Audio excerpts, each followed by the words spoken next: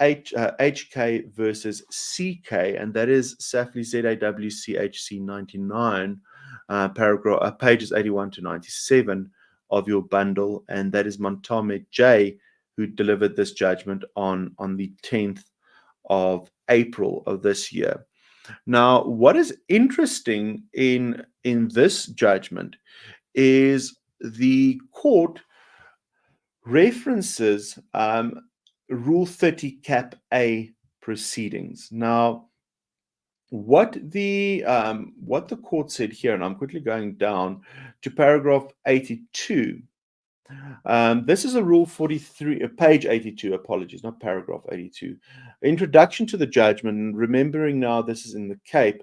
This is a Rule 43 application where the applicant asks the respondent pays maintenance, etc., etc. Applicant further asks for certain funds to be made available. However, this relief was no longer pursued. Furthermore, the applicant did not pursue a uniform Rule 30 Cap A application to declare respondent's affidavit an irregular step and or an abuse of power. So, folks, you'll know that on the WhatsApp groups, we've been chatting quite a bit on the Clutter J judgment from the Western Cape, where essentially an applicant in a Rule 43 or one of the parts, I can't recall whether it was an applicant, tried to incorporate the financial disclosure affidavit as it is used in the Gauteng High Courts.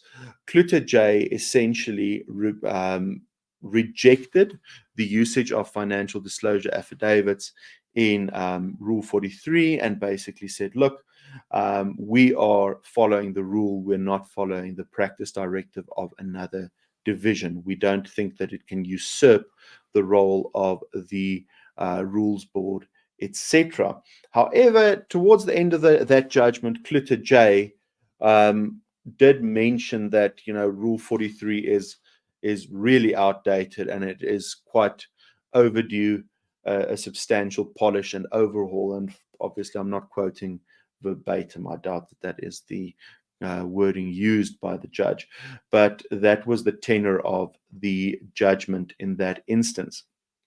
Now, this has precipitated a very divergent position in the Cape vis-a-vis Gauteng. In Gauteng, it seems that everything is following the line of cases that started with the Spilk J judgment quite some time back, which eventually went to the full bench, where it was essentially found that, or that was like the birthplace of the FDA, and there it was found that really the subject matter should determine the length of your affidavits, and if evidence should be put in terms of Rule 43.5, you should put it in. However, the Cape seems to be going on a much more classic view of Rule 43, where it is strictly in the form of a declaration or a plea. If you are prolix, you must ask for condonation. If you put in evidence in terms of annexures, you need to ask for permission in terms of Rule 43.5 before you put the evidence before the court, and the court must first consider whether the evidence should be taken into account.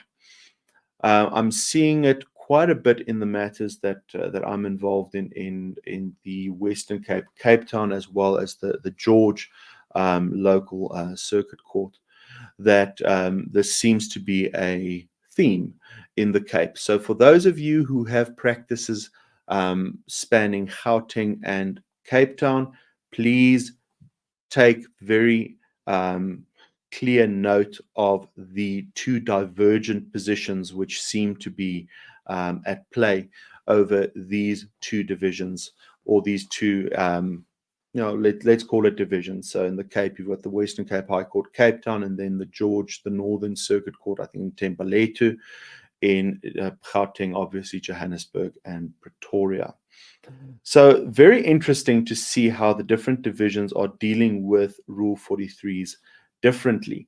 Now, what happened in the matter of HK versus CK, and sorry for the tangent, I'll put a tangent timer on next time. The Rule 43 application was brought in the context of very highly protracted and acrimonious divorce proceedings. If my memory serves, the applicant in this instance was a magistrate and the respondent was in the police or other way around. But given the tenor of the professions of the parties, one can understand that it would be quite vicious litigation. And the court made a point of what the vicious litigation was in this instance. The parties presented highly conflicting narratives about marital life, financial contributions, and behavior. And the court goes into quite a bit of detail of the history of the matter under the obviously per Montame J, going through everything. There's a lot of delving into the factual matrix of the matter. What happened in this instance is the court really made strong statements towards the needless litigation of the parties. The parties were both castigated.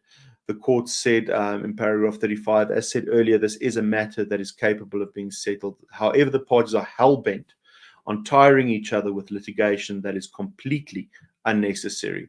It is common cause that a claim for contribution to costs, etc., etc. But in this instance, there were a plethora of proceedings pending between the parties. In this instance, there was interim maintenance granted of 5,500 Rand per month. The applicant sought 10,200 per month, so very close to a Solomon approach here again. Contribution to costs of 125,000 Rand given, and being essentially 3/4 of the amount which was sought by the applicant, and the respondent was ordered to pay the costs. So a very interesting judgment in terms of the court's attitude in Rule 43, where there is needless litigation. In this instance, the court castigating really both parties and taking an approach of saying, well, you should have, could have settled, woulda, shoulda, coulda. Here we are now. Unfortunately, you don't want to settle, so now the courts have to deal with you. Essentially, the only position a court can take can adopt in those instances.